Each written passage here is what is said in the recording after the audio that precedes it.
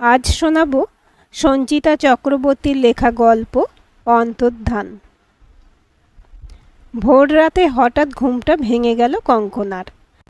চোখ মেলে নাইট বাল্বের নীল আলোর মধ্যে ঠাউর করে জয়ন্ত বিছানায় নেই। কিছুক্ষণ অপেক্ষা করে যখন দেখল অ্যাটাচ বাথরুমটা থেকে জলের আওয়াজ আসছে না, তখন বিছানা ছেড়ে নিচে নামলো।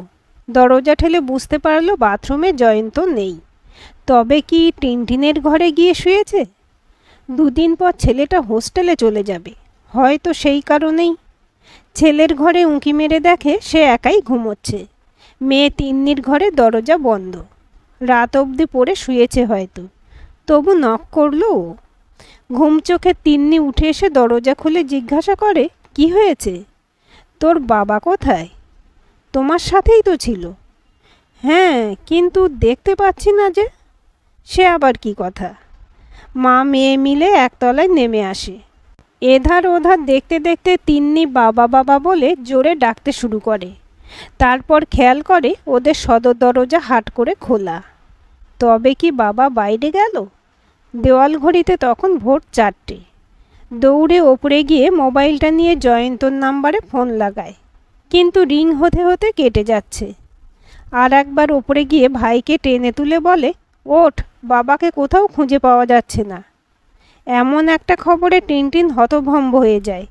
নিচে এসে দেখে কঙ্কনা একতলার রান্নাঘরের সামনে সিঁড়িতে বসে আছে। ছেলেকে দেখে বলে, কি হলো বলতো ব্যাপারটা? গলা কেঁপে ওঠে তিন্নির। তবু বলে, সাইকেলটা নিয়ে বেরো একটু ভাই, চল আমিও যাচ্ছি। তোকে যেতে হবে না, মার কাছে থাক।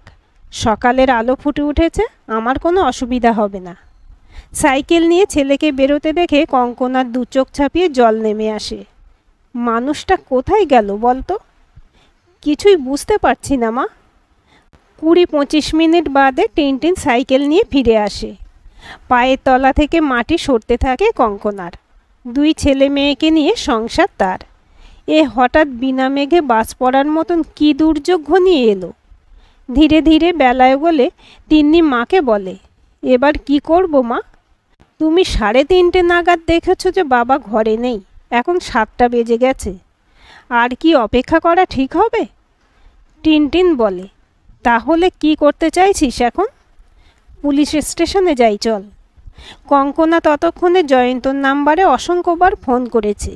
বলে, এমন নয় তো যে তোর বাবার ফোনটা হয়তো সাইলেন্টে আছে, তাই শুনতে পাচ্ছে না? কিন্তু মা, সাধারণ একটা মানুষ রাত্রিবেলায় কেন নিজের বাড়ি থেকে কাউকে কিছু না বলে বেরিয়ে যাবে? এটা ভাবছো না? ভাবছি বলেই তো ভয় পাচ্ছি। তোর বাবার বন্ধুদের ফোন করব? আহ মা, এবার বিরক্ত হয় তিন্নি। তোমার মনে হয় মাঝরাতে ঘর থেকে বেরিয়ে বাবা বন্ধু বান্ধব কিংবা আত্মীয় স্বজনদের বাড়িতে যেতে পারে? ওসব কিছু হয়েছে বলে আমার মনে হচ্ছে না। আমাদের আর দেরি না করে যত তাড়াতাড়ি সম্ভব পুলিশ স্টেশনে যেতে হবে। সেদিন সকালে তখন বিমল বিশ্বাস থানায় ঢুকেছেন। তিন্নি আর টিনটিন বাবার জন্য থানায় এসে পৌঁছয়। সকাল সকাল থানায় 2টি অল্প বয়সী ছেলে মেয়ের আগমনে তিনি কৌতূহলী হয়ে ওঠেন। ওরা সবিস্তারে জানায় জয়ন্ত দত্তের অন্তর্ধানের কথা। কাগজে কলমে লেখালেখি শেষে থানায় বসেই তিন্নি ফুঁপিয়ে কেঁদে ওঠে, আমার বাবাকে খুঁজে দিন স্যার। দিদিকে কাঁদতে দেখে টিনটিনেরও চোখ ভিজে আসে। আমি দেখছি কতদূর কি করা যায়। তোমরা আপাতত বাড়ি যাও। তোমাদের মা একা আছেন, এই সময় তোমাদের ওনার পাশে থাকতে হবে। কোনো কিছু সন্দেহজনক দেখলে বা তেমন কিছু মনে পড়লে আমাকে অবশ্যই বলো। থানা থেকে বাড়িতে ফিরে দেখে ততক্ষণে কাজের মাসি বেলাদির সৌজন্যে গোটা পাড়া জেনে গেছে যে জয়ন্ত দত্ত নিখোঁজ। পাশের বাড়ির মিলির মা এসে জিজ্ঞেস করে কঙ্কনাকে, হ্যাঁ গো বৌদি, কাল রাতে কি তোমার সঙ্গে দাদার কোনো কথা কাটাকাটি হয়েছিল? কঙ্কনা নিস্তেজ হয়ে ঘাড় নেড়ে না বলে। যা মেজাজি লোক, কথা কাটাকাটি করার মতো সাহস কোথায় কঙ্কনার? যা বলবে সেটাই মেনে নিতে হবে, না হলেই অশান্তি। এই অশান্তি এড়ানোর জন্য সব কিছু মেনে নেওয়াই কঙ্কনার অভ্যাস হয়ে দাঁড়িয়েছিল। মিলির মা তবু বলে, তবে দাদা ঘর ছেড়ে বেরিয়ে গেলেন কেন? তিন্নি আর চুপ করে না থাকতে পেরে বলে, এই কেনর উত্তরটাই আমরা সবাই মিলে খুঁজছি জেঠিমা। যেদিন আমরা খুঁজে পাবো উত্তরটা সেদিন তোমরাও সব জানতে পারবে। চ্যাটার্জি জেঠু বাজার যাওয়ার পথে থলে হাতে এসে বলেন, জয়ন্ত কোথাও কোনো ঝামেলায় জড়িয়ে পড়েছিল নাকি বৌমা? তারপর তিন্নির দিকে তাকিয়ে বলেন, এখনও মেয়েটার বিয়ে অবধি দিতে পারল না, তার আগেই কি না? তিন্নি ঘরে ঢুকে যায়। আর নেওয়া যাচ্ছে না, একটা মানুষকে খুঁজে পাওয়া যাচ্ছে না, আর এরা ওর বিয়ে নিয়ে কথা বলছে। মিলির মা উঠতেই চায় না। ভিতরের খবর গর্ত খুঁড়ে যদি কিছু বেরোয় তবে পাড়ায় রাষ্ট্র করতে পারবে। তিন্নির ক্লান্ত লাগে, একে ঠিকমতো ঘুম হয়নি, তার উপর বাবাকে না খুঁজে পাওয়া টেনশন, আর এই আশপাশের মানুষদের কৌতূহল ওকে বিরক্ত করে তোলে। 2-3 দিন ধরে নিখোঁজ জয়ন্ত দত্তর প্রচুর খোঁজ খবর করার পর হতাশ হয়ে বিমল বিশ্বাস ফোন করেন মিতকে। একটা লোক হঠাৎ করে কর্পূরের মতো উবে গেছে রে, দেখ তো কিছু করতে পারিস কি না? মিত অবাক হয়ে বলে, কর্পূরের মতো মানে তার কোনো ট্রাক নেই, ট্রেস নেই, তার সঙ্গে মানানসই কোনো অ্যাক্সিডেন্টের খবরও পায়নি। লোকটা জাস্ট ভ্যানিশ হয়ে গেছে, মরেছে এমন কনফার্মেশনও নেই। ছেলে মেয়ে দুটো কখনো কখনো তাদের মা রোজ থানায় আসছে আর যাচ্ছে, কোনো খবরই দিতে পারছি না। তুই দেখ দেখি কিছু হয় কি না। আমরা তো সবাই কুল কিনারা দেখতে পাচ্ছি না। মিত বেলার দিকে এসে হাজির হয় তিন্নিদের বাড়িতে, সঙ্গে বিমল বিশ্বাস ও 2-3 জন কনস্টেবলও আছে। ওদের বাড়িতে এসে দেখে 4 জনের মধ্যবিত্ত পরিবার। নিখোঁজ জয়ন্ত দত্ত একটি প্রাইভেট কোম্পানিতে কাজ করতেন। ছেলে 2 দিন বাদে কেমিস্ট্রি অনার্স নিয়ে পড়তে যাদবপুর হোস্টেলে ফিরে যাবে। আপাতত অবস্থার পরিপ্রেক্ষিতে তার যাওয়া স্থগিত। মেয়ে তিন্নি MA ফাইনাল পরীক্ষা দেবে। একদম সাধারণ একটা পরিবার। দত্তদের পৈতৃক দোতলা বাড়িতে এরা সপরিবারে থাকে। মিত তিন্নিদের সাথে কথা বলতে বলতে ঘড়ির দিকে তাকায়। তিতির আসতে দেরি করছে। মিনিট 15 পরে তিতির এসে ঢোকে বাড়িতে। ওদের বাড়িটা ভালো করে ঘুরে দেখতে থাকে। কঙ্কনাদের বেডরুম সাইডে টেবিলে অনেকগুলো কাগজপত্র রাখা ছিল। তিতির কঙ্কনার দিকে তাকিয়ে বলে, আমরা এগুলো একটু দেখতে পারি? ও মাথা নাড়ে, বলে, দেখো যদি কিছু খুঁজে পাও।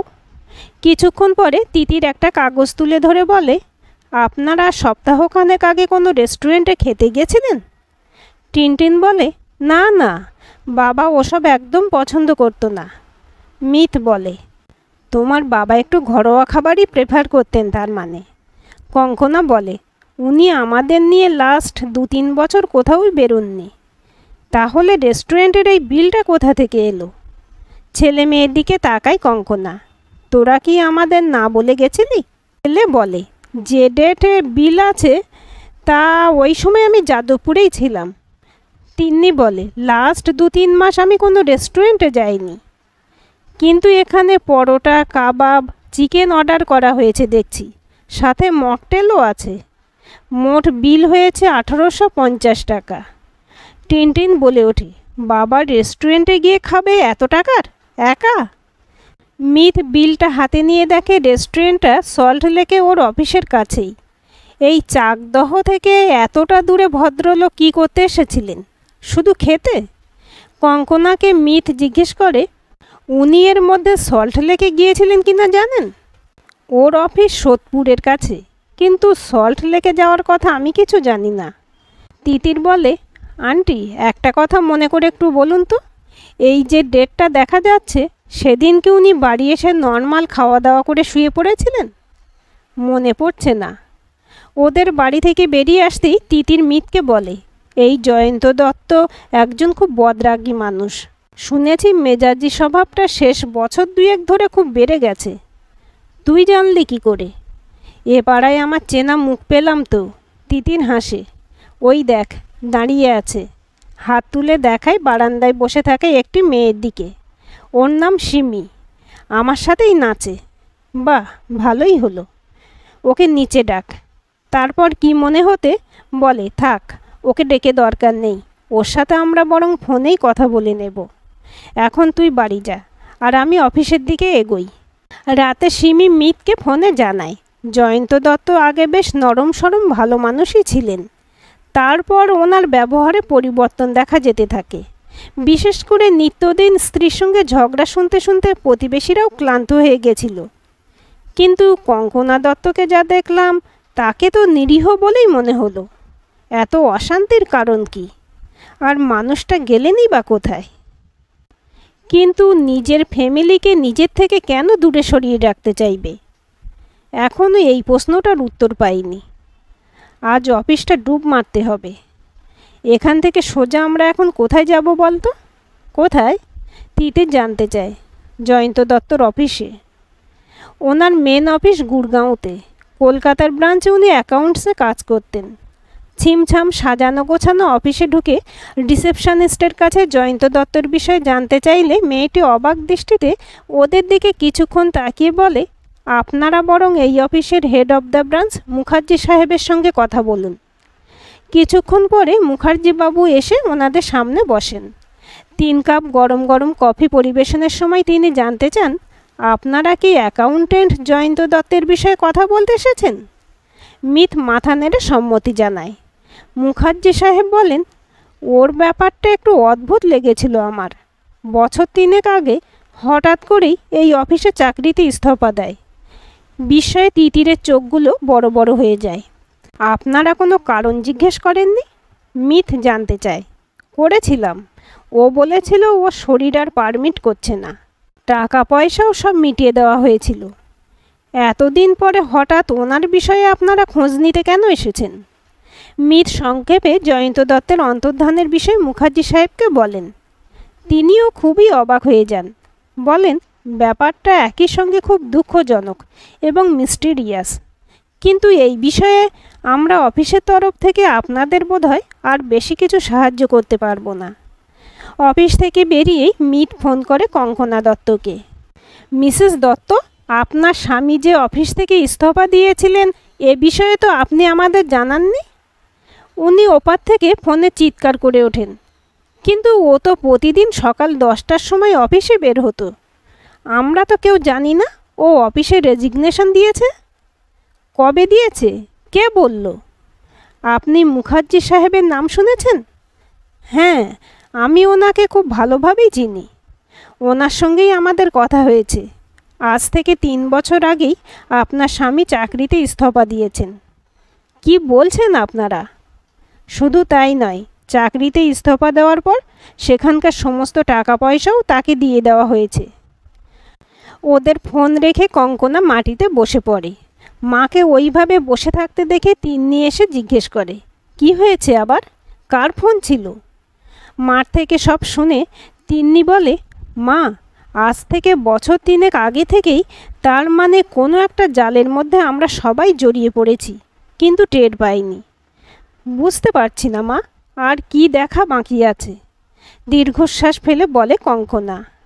জয়ন্ত দত্তর অফিস থেকে ওরা ফিরে আসে বিমল বিশ্বাসের থানায়। তাহলে ব্যাপারটা কী দাঁড়ালো বলো তো? মেশো, এই কেসটার গোড়ায় পৌঁছতে হবে আমাদের। আর আমি যদি খুব একটা ভুল না করে থাকি, তাহলে এই সমস্ত গোলমালের সূত্রপাত হচ্ছে ওই 3 বছর আগে হওয়া অ্যাক্সিডেন্ট। তিতির বলে, তার আগে বলো তো, জয়ন্ত দত্তের মোবাইলের বর্তমান লোকেশন কোথায়? নিতাই উত্তর দেয়, লাস্ট পাওয়া লোকেশনের ভিত্তিতে ওনার মোবাইলের টাওয়ার কিন্তু ওনার বাড়ির আশেপাশেই দেখা যাচ্ছে। একটু ভেবে মিত বলে, জয়ন্ত দত্তর মোবাইলে শেষ 3-3.5 বছরের কল রেকর্ড পাওয়া যাবে? আলবাত যাবে। ওই লিস্টটা বের করে তুমি আমাকে একটু দিও তো, আজই পৌঁছে দেব। ওখান থেকে বেরিয়ে তিতিরকে বাড়িতে নামিয়ে মিত বাড়িতে এসে স্নান খাওয়া সেরে নেয়। বিমল বিশ্বাসের নাম্বার ফোনের স্ক্রিনে উঠতে দেখে দ্রুত নিজের ঘরে এসে বসে। বলো মেশো, পেয়েছো কিছু? কল লিস্ট বার করেছি, আর তোমার কাজ এগিয়ে দেওয়ার জন্য এই বছরে বেশ কয়েকটা নাম্বার চিহ্নিত করেছি, যেখানে এই নাম্বার থেকে বারবার ফোন করা হয়েছে। Very good. তারা কারা? একজন প্রমোটার বিপিন বারুই, আর একজন শেখ সালেম, যাকে বছর 3 আগেও বাইক বেচেছিল। আর একটা নম্বর আছে দক্ষিণ দাঁড়ির দিকের একটা কলোনির নাম্বার, এক মহিলার। সেখানে প্রতিদিনই 2-3 করে কথা হতো। প্রমোটার বিপিন বারুইয়ের সঙ্গে তোমার কথা হয়েছে? না, ওর ডান হাতকে বলেছি বিপিনকে ও বেলায় থানায় এসে কথা বলতে। কটায় আসার কথা? সন্ধে 6:30। আমি আসছি। সন্ধ্যাবেলায় আবার থানায় এসে উপস্থিত হয় মিত। প্রমোটার হলো বিপিন বাড়ি বেশ শিক্ষিত এবং ভদ্রই মনে হলো। ওদের নমস্কার করে উনি বললেন, আমি বুঝতে পারছি আপনি নিশ্চয়ই জয়ন্ত দত্তের ব্যাপারে কথা বলার জন্যই আমাকে ডেকেছেন। এই পেপারগুলো একটু দেখুন। কি এগুলো? জয়ন্ত দত্ত তার পৈতৃক বাড়ি আমাকে বিক্রি করে অনেকগুলো টাকা নিয়েছিলেন। বাকিটা ওকে বলেছিলাম বাড়িটা খালি করার পর দেব। সই সাবুত কমপ্লিট। সব পেপার আপনাদের দিলাম। আমি তেমন লোক নই স্যার যে অসহায় মিসেস দত্তকে ঠকিয়ে দেব। বাকি টাকার পুরোটাই আমি মিসেস দত্তকে দিয়ে দেব। বরং ওনাদের মাসখানেক আমি সময় আরও বেশি দেব, যাতে বাড়ি খুঁজে ওনারা অন্যত্র চলে যেতে পারেন। বিমল বিশ্বাস বলেন, আপনি নিশ্চিত যে মিসেস দত্ত এই বাড়ি বিক্রির কথা জানেন? সে আমি কি করে জানবো স্যার? দত্তবাবুর সাথে আমার কথাবার্তা সব আমার অফিসে বসে হয়েছে। ওখানে মিসেস দত্ত কোথায় এলেন? কোনো দিনই আসেননি। মিথ বলে, আপনি বাড়ির ভেতর দেখতে যাননি? হ্যাঁ, গেছি তো। সেদিনও ওনার বাড়িতে স্ত্রী পুত্র কন্যা কেউ ছিল না। বলল ছেলেকে যাদবপুরে ভর্তি করাতে গেছে। বিমল বিশ্বাস প্রমোটার বিপিন বাড়ুইকে বলল, আমরা যতটা আন্দাজ করতে পারছি আমাদের মনে হচ্ছে ব্যাপারটার মধ্যে বিশাল একটা রহস্য লুকিয়ে আছে। কিসের রহস্য? পুরনো বাড়ি এরকম অনেকেই প্রমোটারকে দিয়ে থাকে। বিপিনবাবু, আপনি কথাটা বুঝতে পারলেন না। পুরনো বাড়ি অবশ্যই লোকে প্রমোটারকে দেয়, কিন্তু সেক্ষেত্রে তার বাড়ির লোকও পুরো ব্যাপারটা জানে। বিপিন বাড়ুই এর মাথা মুন্ডু বুঝতে না পেরে বললেন, আপনি কি করে বুঝছেন মিসেস দত্ত কিছু জানেন না? মিথ বলে, এটা আমাদের মনে হচ্ছে। আচ্ছা দাঁড়ান। এই বলে মিথ ফোন স্পিকারে রেখে কঙ্কনা দত্তের নাম্বার মেলায়। আচ্ছা মিসেস দত্ত, আপনাদের এই বাড়ি কখনো প্রমোটারের কাছে দেওয়ার বিষয়ে জয়ন্তবাবু কি কোনো কথা বলেছেন? প্রমোটারকে আমাদের বাড়ি দেবে কেন? কই, আমি তো এর বিন্দু বিসর্গ জানি না। বিপিন বাড়ুইয়ের মুখটা পুরো ঝুলে যায়। ফোনের সামনে এগিয়ে এসে বলে, ম্যাডাম নমস্কার, আমি বিপিন বাড়ুই, প্রমোটার। কি বলবো বুঝতে পারছি না, কিন্তু সত্যিটা হলো আপনাদের বসত বাড়িটা জয়ন্তবাবু মাস 3 আগে বিক্রি করে দিয়েছেন। আপনি এসব কি বলছেন বিপিনবাবু? ঠিকই বলছি ম্যাডাম। শুধু তাই না, বাড়ি বিক্রির টাকা সিংহভাগও উনি নিয়ে গেছেন আমার থেকে। আপনারা বাড়ি খালি করলে বাকি টাকা আমার দেওয়ার কথা ছিল। থেমে থেমে মিসেস দত্ত জিজ্ঞাসা করেন, উনি কত টাকায় বাড়ি বেচলেন? 40 লাখ, যার 25 লাখ আমি ইতিমধ্যে ওনাকে দিয়ে দিয়েছি। কঙ্কনার মাথায় আকাশ ভেঙে পড়ে। স্বামী নিখোঁজ, 3 বছর আগেই তার চাকরিতে ইস্তফা দেওয়ার কথা জানতে পেরেছে সকালে। সন্ধ্যাবেলায় জানতে পারছে তার মাথার উপর থেকে ছাদ 3 মাস আগে সরিয়ে নেওয়া হয়েছে। মরিয়া হয়ে জয়ন্তর নাম্বারেও বারবার ফোন করতে থাকে। রিং হচ্ছে। অন্ধকার ঘরে বসে নিখোঁজ মানুষটার নম্বরে টানা ফোন করতে করতে কঙ্কনার মনে হয়, মানুষকে কি একসাথে এক ছাদের তলায় থাকলেও আসলে চেনা যায়? 2 ছেলে মেয়েকে নিয়ে কোথায় দাঁড়াবো? মনে করে ক্লান্ত শরীরটা নিয়ে মেঝেতেই শুয়ে পড়ল। মাথাটা যন্ত্রণায় ছিঁড়ে যাচ্ছে। হঠাৎ সোফার তলায় আলোর নিশানা দেখে হাত বাড়ায়। চমকে ওঠে, এই তো মোবাইলটা। চেঁচিয়ে ডাকে, তিন্নি, টিনটিন, দেখে যা। তারপর ফোন করে বিমল বিশ্বাসকে। জয়ন্তর ফোনটা পেয়েছি স্যার, সোফার তলায় পড়েছিল। ফোনটা সাইলেন্টে ছিল। বলে, ফোনটা পড়েছিল না মেশো, ওটা ইচ্ছে করেই ওখানে রেখে যাওয়া হয়েছিল। তিতির পুরো ঘটনা শুনে বলে, তাহলে কি ওই কলোনির মহিলার সঙ্গে জয়ন্ত দত্তের কোনো সম্পর্ক তৈরি হয়েছিল? কি জানি, ওখানে যেতে হবে। অ্যাড্রেস নিয়েছিস? খুব চিন্তা করছিস তাই না? তিতির পাখি, এই কেসটা সম্ভবত খুব ইন্টারেস্টিং হতে চলেছে। মহিলার যে অ্যাড্রেস ওই কল লিস্ট থেকে বেরোলো, সেই এলাকাটা একটু অন্যরকম। বিমল বিশ্বাস ওদের সঙ্গে ওদিকে থানার সঙ্গে কথা বলে কিছু প্লেন ড্রেসের পুলিশ মোতায়েন করে দিয়েছেন। খোলা নর্দমা, মাছে ভনভন করছে। তার পাশেই কতগুলো বাচ্চা সাইকেলে টায়ার নিয়ে খেলছিল। ওদের একজনকে ডেকে মিট ফোনে জয়ন্ত দত্তের ছবি দেখিয়ে জিজ্ঞেস করলো, চিনিস? ছেলেটা নাক দিয়ে গড়িয়ে পড়া সর্দি অন্য হাতের পিঠে মুছে বলল, চিনব না কেন? এ তো বিলু আর বিবির বাবা। তিতির ভাবে আর কতবারও অবাক হবে। এই লোকটাকে যত চিনছে তত বেশি করে অবাক হয়ে যাচ্ছে। তবু বলে, কি নাম বলতো?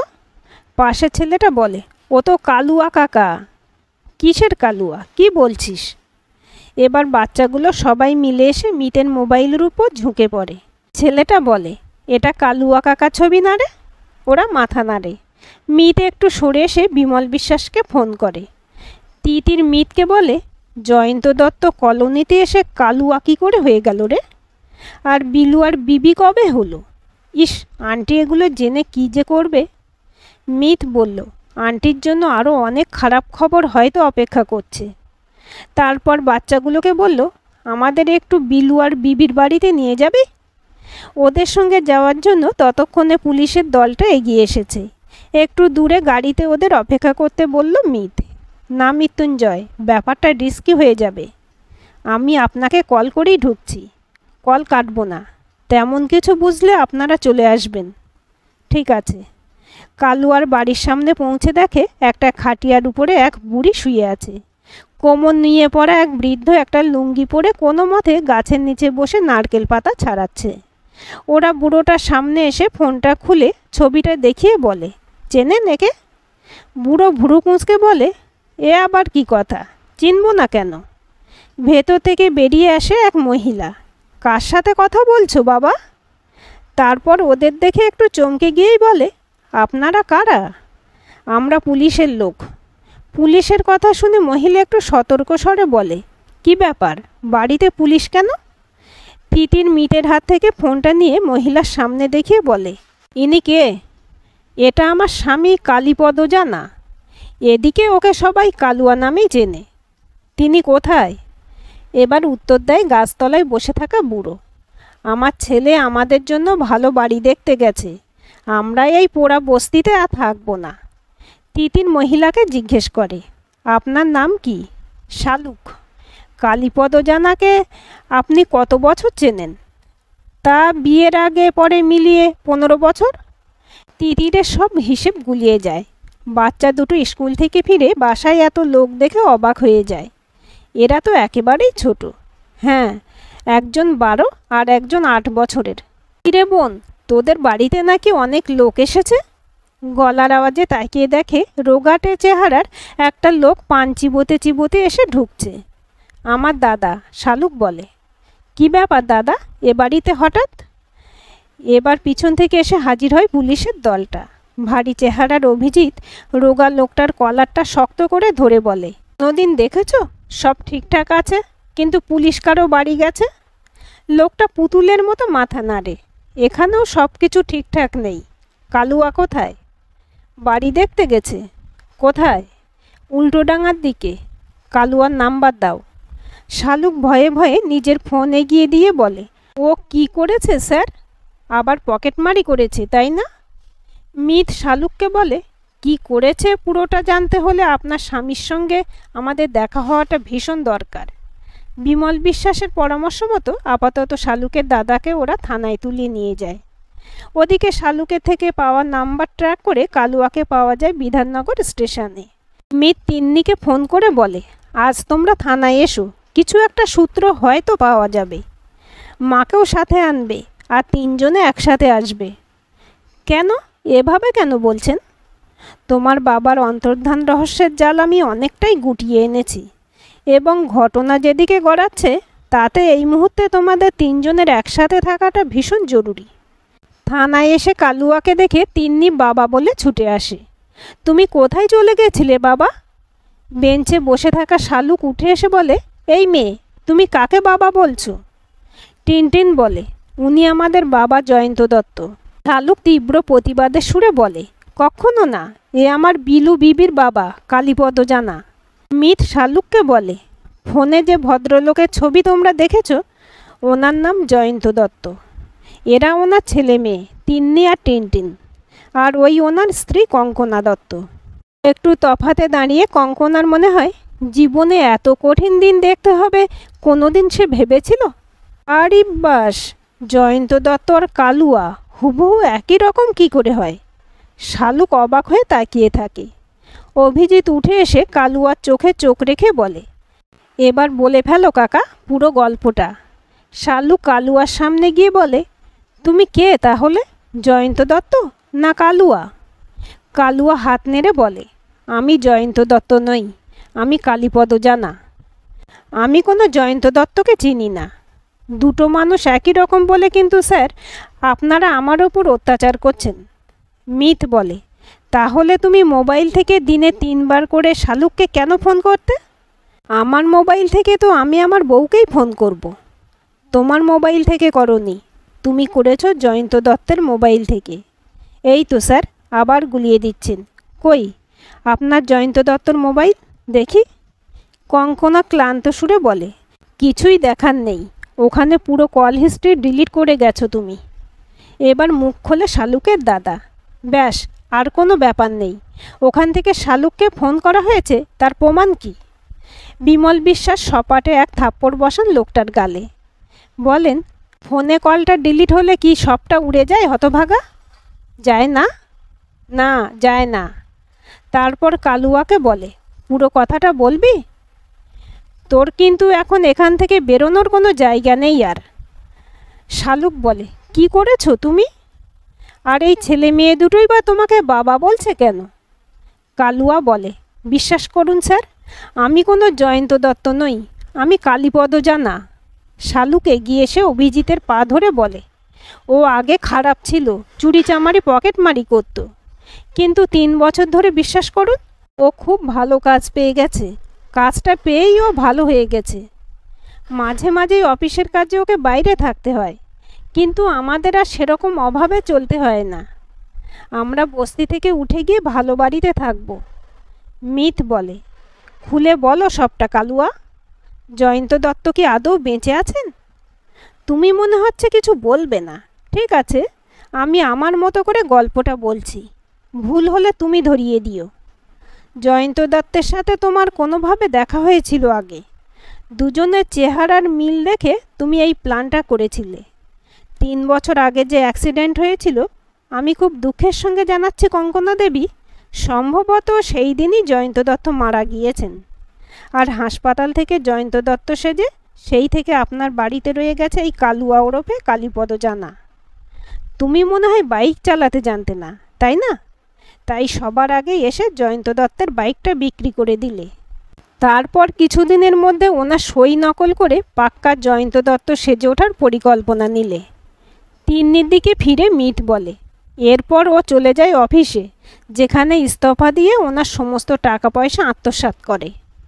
সেদিন টেবিলে রেস্টুরেন্টের যে বিল দেখেছিলেন, ওই রেস্টুরেন্টটা সল্ট লেকে।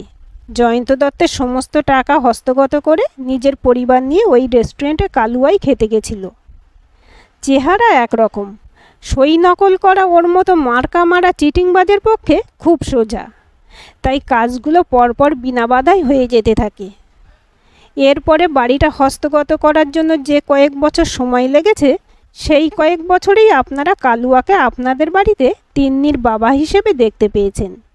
টিনটিন বলে, বাবা থুড়ি কালুয়া আমাদের সাথে খুব কম কথা বলতো, কিছু কথা শুরু হলেই মেজাজ আর অশান্তি করতো।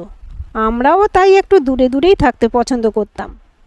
মিত বলে, রোজ সকালে অফিসের নাম করে ও চলে যেত ওর কলোনির বস্তি বাড়িতে। সেখানে সারাদিন কাটিয়ে আবার সন্ধেবেলায় ও ফিরে আসতো আপনাদের বাড়িতে। যাতে খুব বেশি প্রশ্ন আপনি না করেন তার জন্যই ওই ভয়ঙ্কর চিৎকার চেঁচামেচি, অশান্তি, অশ্রাব্য গালিগালাজ করা। শালুক এগিয়ে এসে বলে, ওই দিদিভাইয়ের বর কোথায় গো? এই দাদা যা বলছে সব সত্যি?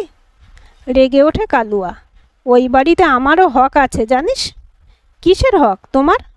তিতির বলে, সেদিন হাট কোড়মোড়ে আমি প্রথম জয়ন্ত দত্তকে দেখতে পাই। আমার সঙ্গে আমার শালাও ছিল। ওই আমায় দেখিয়ে বলে, কালুয়া দেখ, লোকটা একদম তোর মতো দেখতে। এবার রোগা লোকটা বলে, আমি সেদিন ওই দত্তর বাইকের নাম্বারটা নিয়ে নিয়েছিলাম। তখনও তেমন কোনো পরিকল্পনা ছিল না। তারপর ডেরায় গিয়ে কয়েকজনকে দেখাতে ওরাই ওই দত্তর নাম ঠিকানা বার করে দিল। রাতে খেতে বসে যখন আমার মাকে বললাম যে একদম ডিটো আমার মতন একটা লোক আছে, তার নাম জয়ন্ত দত্ত, বাড়ি চাক দেয়। মা একটু চমকে উঠল। রাত্রে বাথরুম করতে উঠে শুনি মা বাবাকে বলছে, এতদিন পরে আবার আর একজন কেন সামনে এলো, বুঝলাম না। ওদের কথা শুনে বুঝলাম আমার মা আমায় জন্মের সময় চুরি করে নিয়ে চলে এসেছিল। ইচ্ছে ছিল বেচে দেওয়ার, কিন্তু কোনো কারণে মায়া পড়ায় আর নিজেরও কোনো ছেলেপুলে না থাকায় বাবা মা আমাকে ওদের ছেলে হিসেবে মানুষ করতে থাকে। কঙ্কনা দেবী এবার বলেন, এই কথাটা উনি ঠিক বলেছেন। আমার শাশুড়ি যমজ পুত্র সন্তানের জন্ম দিয়েছিলেন, কিন্তু একটি ছেলে হাসপাতাল থেকে হারিয়ে গিয়েছিল। অনেক খুঁজেও তাকে আর তারা খুঁজে পাননি। কালুয়া বলতে থাকে, এই কথা শোনার পর থেকে আমার মনে হয় ওই দত্ত যে অত বড় বাড়িতে থাকে বা যে বাইক চড়ে ঘোরে, ওই প্রতিটা ইঁটে প্রতিটা টাকায় আমারও হক আছে। আমি আমার শালার সাথে এটা নিয়ে অনেক আলোচনা করি, তারপর ঠিক করি দত্তবাবুকে ডেকে আনতে হবে। প্ল্যান অনুযায়ী দত্ত সেদিন ওই নির্জন রাস্তাটায় এসে উপস্থিত হলে কঙ্কনা দত্ত মুখ ঢেকে কেঁদে ওঠেন। তাই দেখে শালুক দৌড়ে আসে কালুয়ার কাছে, বলে, কি করেছিলে সেদিন? লোকটার সাথে তোমরা দুজনে কি করেছিলে? মিথ বলে, ওই দিনই ওরা দুজনে মিলে জয়ন্ত দত্তকে শেষ করে দিয়েছে, আর নিজেকে কিছুটা জখম করে বাইকটা কিছুটা ক্ষতিগ্রস্ত করে ওনারা জামা কাপড় ঘড়ি মোবাইল সব নিয়ে নিজে ওই বাড়িতে এসে ঢুকেছে। যে কটা দিন হাসপাতালে ছিল সম্ভবত সেখানেও টাকা পয়সা দিয়ে হাত করেই দিন কয়েক কাটিয়ে গেছিল। তুমি মানুষ মারলে? হ্যাঁ গো, তোমার একটুও বুক ফাটলো না? একটা মানুষকে তুমি পুরো মেরে ফেলে দিলে, এত লোভ তোমার? তারপর কঙ্কনা দত্তের দিকে তাকিয়ে আবার বলে, আর এই যে তুমি রাতের পর রাত ওনার বাড়িতে থাকতে, তুমি ওনার স্বামী সেজে ঢুকে ওনার মান সম্মান নিয়ে? না, কোনো দিন না। যাই করি না কেন ওই সব কাজ কোনো দিন করিনি। বরং যাতে ইনি আমার ধারে কাছে না আসেন তার জন্য এনার সাথে আমি যথেষ্ট খারাপ ব্যবহার করেছি। আমার টার্গেট ছিল টাকা, আমি সেটার দিকেই শুধু তাকিয়েছিলাম। তিন্নি ক্লান্ত কণ্ঠে জিজ্ঞেস করে, তাহলে ওই দিন বাড়ি থেকে বেরোলে কেন? অনেক টাকা আমার পাওয়া হয়ে গেছিল, কিন্তু ওই শেষ কিস্তিটা নেওয়ার সময় মনে হলো তোমাদেরও কিছু ভাগ ছাড়া উচিত, তাই আর থাকলাম না। শালুক কঙ্কনা দুজনেই তখন বাকরুদ্ধ। মিত তিন্নিকে বলে, দেখো, প্রমোটার বিপিন বাড়ির সঙ্গে কথা বলে যদি বাড়িটা উদ্ধার করতে পারো। মানুষটাকে আমার খুব খারাপ মনে হয়নি। তিতির বলে, এবার কি হবে রে? আমার অন্তর্ধান রহস্য উদ্ঘাটনের দায়িত্ব ছিল শুধু, আমি সেটা করেছি। এবার পুলিশ আর আইন বুঝবে তারা কাকে কীরকম শাস্তি দেবে। এখানে আমাদের আর কোনো কাজ নেই। বাইরে এসে তিতির মিতকে বলে, পরিবেশ পরিস্থিতি অনুযায়ী মানুষকে কতটা আলাদা করে দেয়, তাই না রে? যমজ ভাই হয়েও কোথায় জয়ন্ত দত্ত আর কোথায় কালুয়া? ভাই হয়ে ভাইকে মেরেই ফেললো। বাড়ি গিয়ে রেডি হয়ে বেরোস তো। কোথায় যাব? মাথাটা ছাড়াতে হবে, চল একটা সিনেমা দেখে আসি। তুই তো কিছুক্ষণ পর থেকে ঘুমোবি। হ্যাঁ, তোর কাঁধে মাথাটা শুধু রাখতে দিস, বাইকে স্টার্ট দিয়ে মিত বলে। তিতির হেসে বলে, চল। বাইকের লাল আলোটা পথের বাঁকে মিলিয়ে যেতে থাকে। আজকের গল্পটি কেমন লাগলো কমেন্ট করে জানাবেন। ভালো লাগলে লাইক হাইপ শেয়ার করবেন, আর চ্যানেলটি সাবস্ক্রাইব করে বেল আইকনটি ক্লিক করে রাখতে ভুলবেন না।